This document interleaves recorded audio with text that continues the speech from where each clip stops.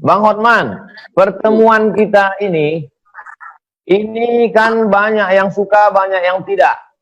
Bang Hotman punya lovers, banyak sekali. Abang ada cemas nggak? Tiba-tiba nanti lovers abang menjadi hater. Saya sudah merasakan itu di IG saya, itu sudah banyak yang mengkritik. Ngapain sih, katanya. Ya, ngapain sih? Itu beginilah. Tapi kan saya melihat bukan soal pro dan kontranya. Saya kan hanya mau substansi berdiskusi.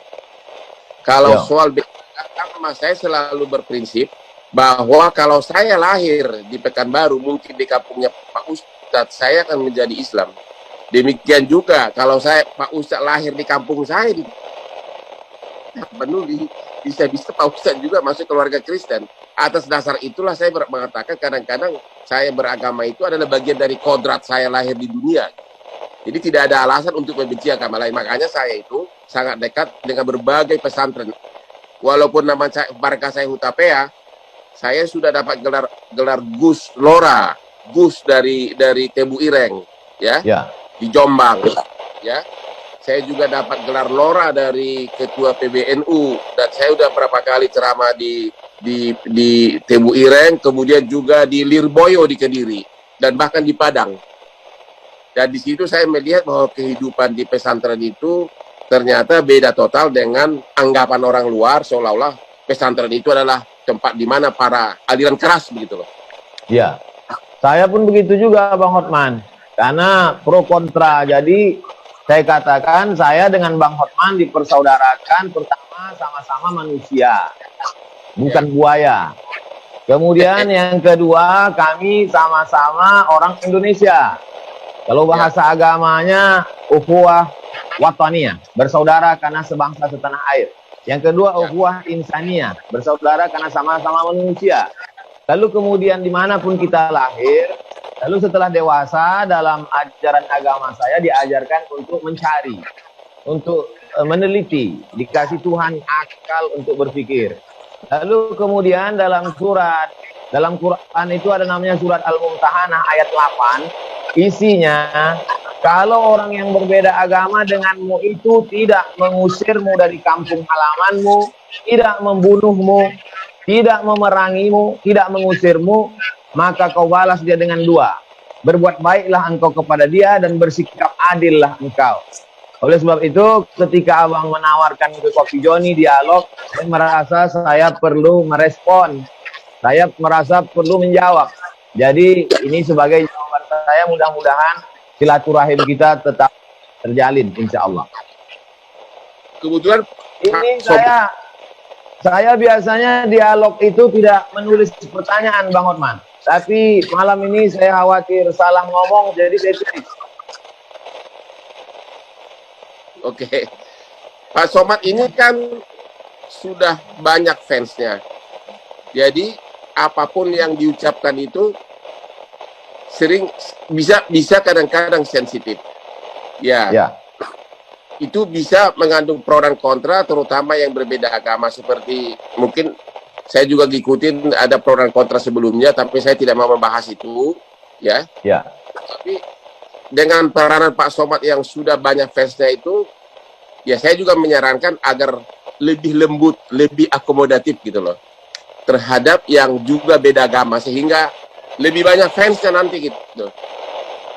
Begini Bang Hotman, saya ini dari kecil bertetangga, berkawan, datang ke rumah, bertamu dengan orang berbeda agama. Karena saya di Sumatera Utara, Kabupaten Asahan, Kisaran. Jadi satu gang itu macam-macam agamanya. Lalu kemudian setelah saya belajar agama, saya ceramah. Ceramah itu ada yang tablik akbar di tengah tanah lapang, ada di stadion. Jadi bisa dengar ceramah saya satu persatu. Adapun yang diviralkan orang itu konteksnya pertama di dalam masjid. Sholat subuh, menjawab pertanyaan orang. Dan itu sudah kira-kira 4, 5 atau 6 tahun. Saking lamanya saya pun tidak ingat entah kapan. Di dalam masjid, tidak untuk publik, menjawab pertanyaan orang. Jadi itu perlu saya jelaskan kronologisnya karena kita video ini kadang dipotong-potong. Saya pun tak ingin membahas itu sebagaimana Bang Hotman juga tak ingin membahas itu. Saya kira sudah saya clearkan. Ya. Terkait tadi Abang Adam menyebut pilot. Kenapa Bang disebut Raja Pilot? Waktu krisis moneter tahun 98, sayalah yang menangani pertama kepailitan di Pengadilan Niaga. Dan pada saat itu hampir semua perkara kepailitan saya yang pegang. Hampir termasuk PT Kiani Kertas punya Pak Prabowo juga saya yang bela lolos dari kepailitan. Itu di situ saya dapat ratusan miliar rupiah. Ya ratusan miliar rupiah karena memang waktu itu kan dolar hampir 20.000. 20.000. Ya, jadi susah. Dan ini pun dengan corona ini bakal menggila di perkara, tapi belum sekarang. Orang-orang debitur para konglomerat masih sebagian besar masih sembunyi di Singapura.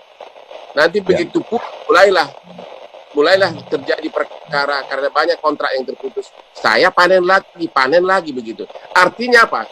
Kualitas akan selalu dicari orang. Saya 20 tahun Pak join sama Dr. Nono Anwar Makarim Harvard Group, bapaknya Nadiem Makarim yang Menteri Pendidikan. Dulu Nadiem Makarim itu anak kecil waktu saya sudah join sama bapaknya. Saya 20 tahun di Makarim Taira International Firm, saya 4 tahun di Australia dengan pengacaranya 700 orang. Seperti yang saya bilang tadi, itulah yang membuat saya menjadi out of the box. Apapun persoalan hukum bisnis, otomatis dari otak saya itu dalam bahasa Inggris sudah otomatis lancar. Akhirnya dalam musim corona ini, akhirnya orang akan mencari. Orang akan selalu mencari. Kira-kira terkait tentang saya lihat Bang Hotman mencuci obat pakai deterjen, kemudian pakai masker, kemudian melockdown diri. Itu sebetulnya Abang sedang mengajak apa dan gimana sebetulnya sikap terhadap corona ini? Saya tiap malam itu selalu nonton TV-TV luar negeri. Saya nonton CNN Internasional, saya nonton berbagai TV luar negeri. Saya melihat seperti di Amerika, sudah hampir 120.000 orang meninggal. Sehingga saya percaya bahwa tidak mungkin 120.000 orang meninggal hanya karena percikan ludah. Pasti ada cara lain yang membuat orang begitu banyak, yaitu antara lain melalui udara yang dari nafas dari si yang positif. Itulah membuat saya jadi parno sehingga mesra hati-hati. Itu sebenarnya karena saya terlalu banyak saya nonton semua kejadian di Brasil, di Italia, di Amerika, ya. Di Amerika sekarang sudah hampir 120.000. Nggak mungkin dong 120.000 itu kena percikan ludah. Pasti penularannya itu pasti di luar selain ludah pasti ada. Itu makanya saya apa boleh buat di rumah saya itu hampir di semua sudut ada sanitizer, ada semprotan. Udah nggak tahu deh, udah kayak parno begitu. Itu yang mesti anak-anak muda nih tahu Bang Hotman. Apa 5 poin tadi?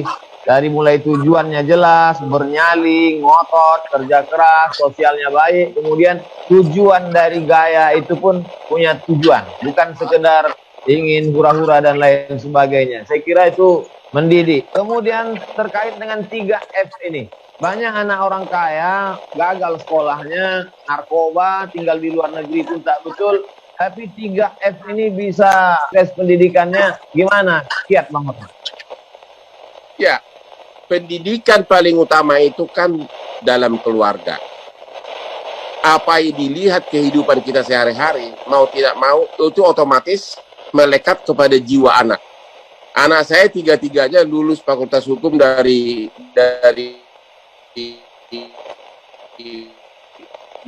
tiga subuh udah bekerja. Dia lihat gaya hidupnya memang kerja tanggung jawab. Ya, dia lihat keluarga juga tentram. Itulah bagian yang dia lihat tiap hari sehingga mendarah daging dalam dirinya. Jujur bahwa walaupun di generasi saya itu banyak mobil mewah, anak-anak saya nggak pernah tertarik untuk pamer mobil mewah Karena apa? Dia dari kecil sudah melihat mobil mewah itu. Jadi contoh hal yang paling bagus untuk anak adalah contoh yang kita lakukan tiap hari dalam keluarga. Itu kira-kira. Itu adalah pendidikan yang paling bagus. Australia, Bang Lukman, Bang Hotman, Australia. Berapa orang lagu Boti yang sampai ke Sydney? Kau tahu lagu Boti, Bos? Lagu Boti kampung halamanku. Berapa orang lagu Boti yang sampai ke Sydney? Ya ada 1-2 lah, tapi yang saya itu di sana bergabung dengan kantor pengacara di sini yang pengacaranya 700 orang, seperti yang Pak Ustadz lihat di TV-TV itu, ya, di mana kalau Ustadz lihat kan di TV pengacara-pengacara bule itu bersidang. Dulu kerja saya di situ, ikut mengantar pengacara-pengacara bule itu pakai wig ke sidang, dorong bukunya, saya nonton berhari-hari bersidang, dan saya belajar bahasa Inggris hukumnya. Akhirnya bahasa Inggris hukum itu kan tidak bisa dapat dari guru les. Itulah yang membuat saya menjadi benar-benar otaknya itu legal minds terus. Kalau dijawab berapa, saya cuma 1 orang lagu Boti ada di sini. Orang banyak melihat abang kan bukan lagu Botinya. Orang melihat abang Lamborghini-nya. Orang melihat abang cincin berliannya. Banyak orang melihat setelah sukses. Sampai ada anak ospek kuliah itu, dia tulis cita-cita jadi Hotman Paris Utapia. Jadi 5 poin, kalau dibatasi 5 poin kiat sukses. Supaya anak muda ini jangan jadi pemimpi. Dia mesti belajar juga kerja kerasnya. 5 poin, bisa Bang ringkas? 1, harus jelas tujuannya dulu. Kalau mau sukses kita harus jelas tujuannya dulu, ya. Karena kita tidak mungkin sampai ke tujuan kalau kita nggak tahu, ya.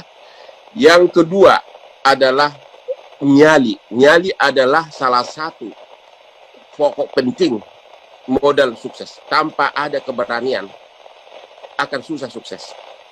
Yang ketiga adalah kalau seperti kata si pendiri Facebook, ya, persisten, ya, persisten. Artinya ngotot gitulah, ngotot. Ya, ngotot terus menerus, ya. Yang keempat tentu kerja keras. Yang kelima adalah socialize, mengenal, membina relasi. Itulah 5 inti pokok dari yang saya terapkan selama ini. Yang dulu tidak ada rasa, sekarang jadi rasa percaya diri.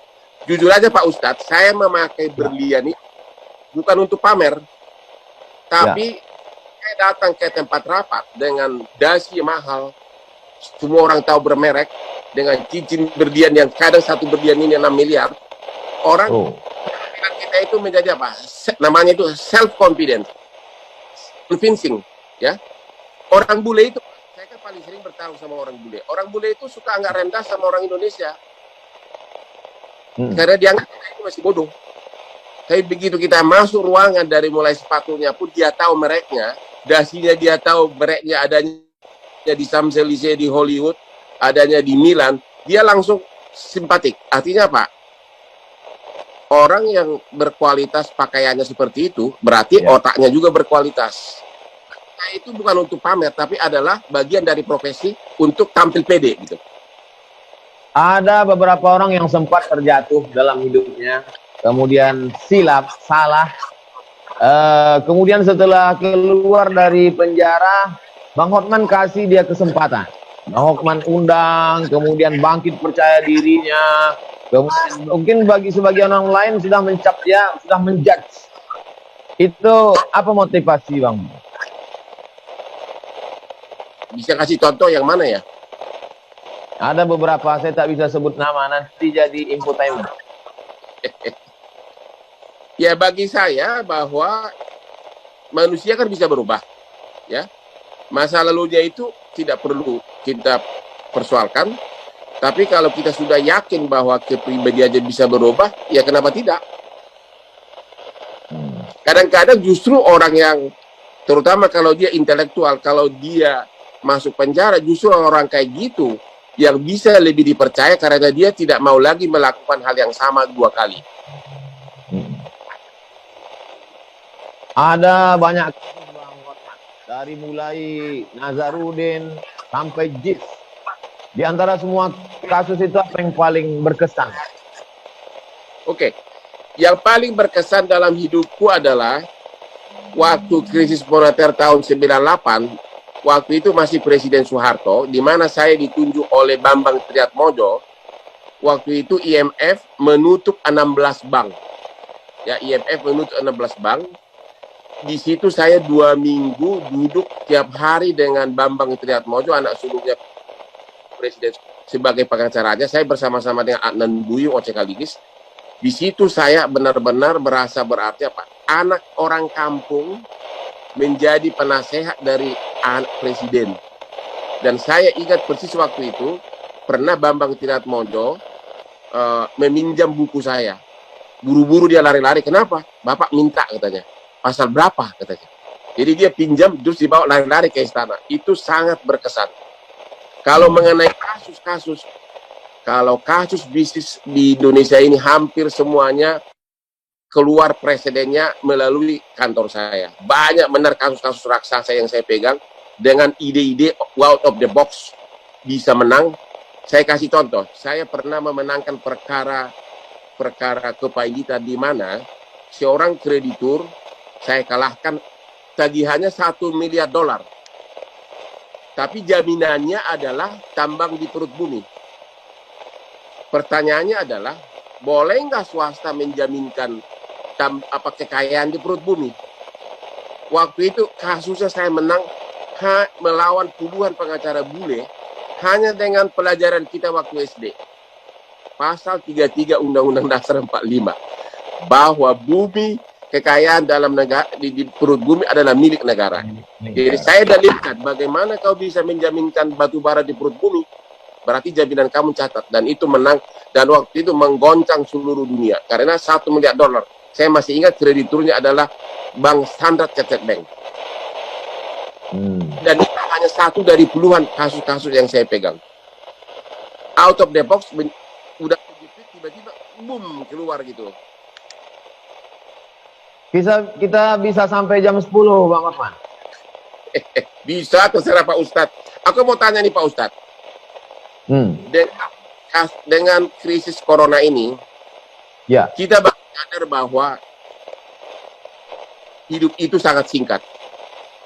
Sementara kita sibuk terus mencari uang. Kadang-kadang banyak orang meninggal ya pada saat dia mencari uang, uangnya pun tidak dinikmati. Saya ini sudah lama pengen pensiun, tapi mental saya tidak siap. Karena apa? Setiap saya mau istirahat, ada perkara baru, honornya 2 miliar. Ada perkara ini, honornya 3 miliar. Akhirnya nggak jadi pensiun. Pertanyaan saya kepada Pak Ustadz, apa yang harus saya yakini agar orang itu rela meninggalkan duniawi dan benar-benar bahagia hidup menikmati dirinya? Kalau yang saya yakini, Bang Hotman, Ya. bahwa pesan Nabi Muhammad, kalaupun kau punya 1 lembah dari emas, kau akan minta 1 lembah lagi kan. Jadi ada gunung di bawahnya emas semua, itu kau akan minta 1 lagi sampai mulutmu disumbat panas. Jadi nggak ada pernah puasnya, terus kurang. Macam orang haus minum air laut, kurang. Jadi sebenarnya kepuasan itu ada ketika kita memberi. Makanya ada buku The Miracle of Giving.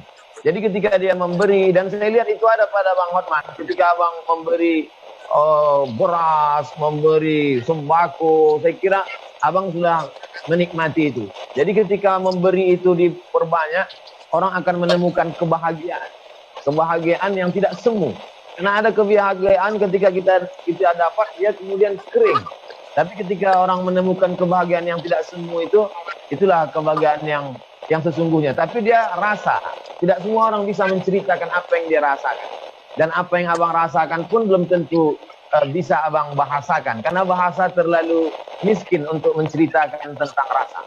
Saya jadi puitis pula jadinya depan Bang Hotman. Tapi itu benar. Bang Hotman sudah punya semuanya. Lalu kemudian apakah Bang Hotman bahagia? Gimana jawabannya? Belum bahagia.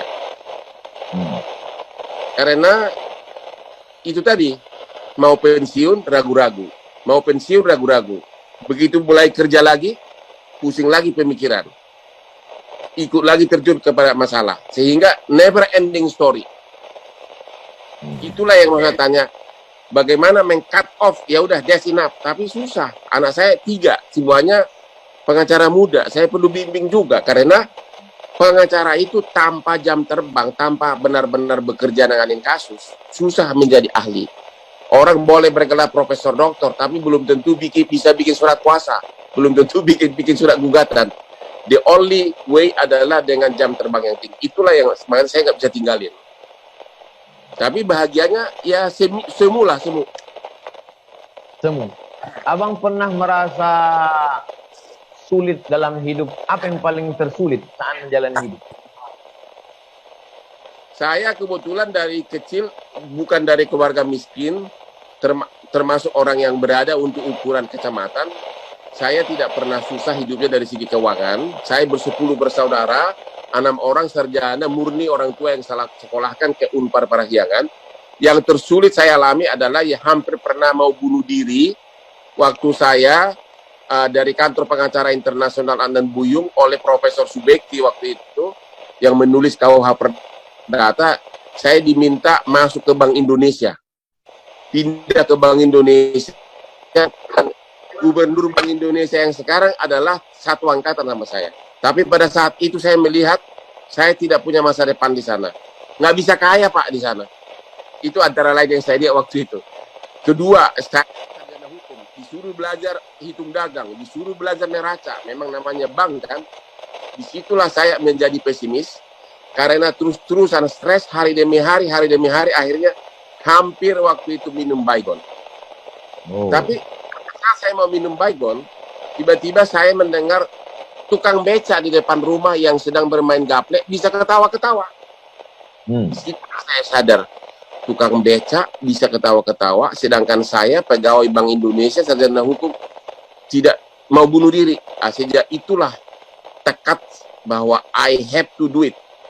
Saya harus pilih pekerjaan yang saya suka, and I will do it the maximum way, dan berhasil. Di tengah keberhasilan abang melewati masa-masa sulit segala macam, apa yang belum tercapai? Yang belum sebenarnya pertama saya tidak pernah tertarik jadi pegawai negeri, tidak pernah tertarik jadi DPR, tidak pernah tertarik jadi menteri. Jadi sebenarnya saya sudah hampir tercapai semuanya. Sekarang yang belum tercapai adalah bagaimana 3 anak saya jadi pengacara benar-benar berkualitas. Yang kedua, agar saya bisa pindah ke Bali dengan tenang, bisa tiap jalan pagi melihat berbagai pemandangan wanita cantik sambil olahraga, ya kayak begitulah, mau hidup tenang di Bali. Hanya itu tujuan saya terakhir. Tidak mau jadi pejabat dan tidak tertarik. Mau menikmati hidup. Benar, menikmati akhir hidup. Hidup tidak bisa ditambah, Bang Hotman, tapi kita bisa membuat hidup lebih berkualitas. Ya. Keyakinan saya mengatakan hidup sudah ditetapkan Tuhan, sehingga ketika dia datang kita tidak perlu takut dan kecewa, karena kematian itu pasti datang. Ketakutan tidak memperlambat kematian, keberanian tidak mempercepat kematian, tapi kita bisa membuat sisa hidup ini berkualitas. Mudah-mudahan sisa hidup Bang Hotman dan kita semua berkualitas, baik, bermanfaat buat orang banyak.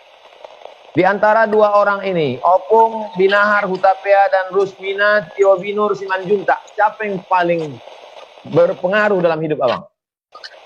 Wah, data saya dapat benar ya, sampai nama bapak saya tahu ya. Oke, yang paling berpengaruh adalah dua-duanya IQ tinggi, saya tahu itu. Tapi yang paling berpengaruh dalam hidup saya adalah ibu saya. Ibu saya itu, waktu saya kecil, kami 10 orang bersaudara, dia bisa beli ikan mujahir 1 ember tiap minggu ke pasar.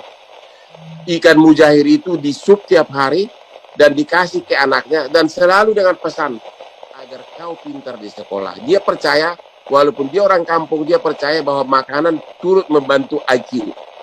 Dia bisa sogok saya agar makan daun pepaya, makan telur. Jadi benar-benar ibu saya adalah yang paling berkesan dalam hidup saya. Cuma pada saat ada satu hal yang paling saya sesalkan, yaitu sesudah saya sukses, saya sering keluar negeri ditemani oleh ibu saya untuk check up ke rumah sakit. Sementara dianya saya tidak pernah check up karena tidak pernah mengeluh. Namanya juga ibu dari kampung kan, spirit fight-nya kuat. Ya. Padahal dia sudah menderita darah tinggi. Padahal darah tinggi kan sebenarnya gampang diobatin. Akhirnya apa? Tiba-tiba jatuh di kamar mandi, pecah pembuluh darah. Itulah penyesalan yang saya tidak bisa maafkan diriku. Dia bisa berjam-jam temanin saya di rumah sakit di Maunil di Australia untuk check up diriku di rumah sakit. Sementara dianya tidak pernah saya check up. Itu aja penyesalannya Pak Ustadz. Ada yang mau Bang Hotman klarifikasi karena banyak sekali thumbnail yang ingin Abang klarifikasi pada momen ini. Silakan. Ya, sebenarnya sih banyak titipan pesan kepada saya menanyakan inilah, tapi karena saya lihat berbau terkait dengan agama, saya tidak mau membahasnya di sini. Mungkin ada banyak pesan ke saya. Tolong tanyakan kepada Ustadz atas ucapan-ucapannya masa lalu yang seolah-olah menyindir agama lain. Tapi kan Pak Ustadz tadi udah jawab. Ya itu aja klarifikasi. Ya. Ini ada syair yang mau saya bacakan. Ya. Saya mau lantunkan tapi takut suara saya putus-putus. Jadi saya bacakan aja. Ya. Molo adung nasalah manang na urang pambani haki. Saya anju mau. Mana tahu selama acara ini ada kata-kata tidak berkenan, cara menjawabnya tidak hormat, tidak sopan. Mudah-mudahan kita tidak tersinggung dan tidak merusak perasaan. Jawaban saya sama dengan bahasa Batak lagi. Dang adong nasala. Dang adong nasala, dak pola perlu anjuan karena tidak ada yang salah, tidak ada yang perlu dimaafkan gitu loh. Itu artinya itu.